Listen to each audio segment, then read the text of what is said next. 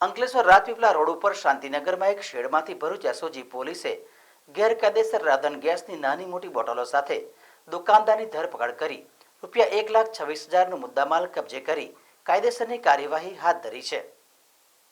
Bharuch SOG પોલીસની team Ankleshwar વિસ્તારમાં પેટ્રોલિંગમાં હતી।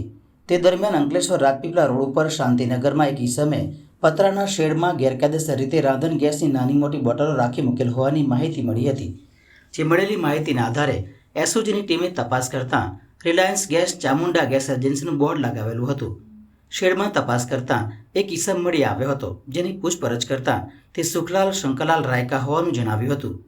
પોલીસે રાંધણ ગેસની નાની મોટી બોટલોના બિલ સહિતના પુરાવો માંગતા તેને રજૂ ન કરી સંતોષકારક જવાબ ન આપતા તેને અટકાયત કરી શેડમાંથી ખાલી તેમજ ભરેલી ગેસની નાની મોટી કુલ 90 બોટલ કબજે કરી ₹1,26,000નો મુદ્દામાલ જપ્ત કરી તેની વિરુદ્ધ જીઆઈડીસી પોલીસ મથકમાં ફરિયાદ દર્જ કરાવી હતી।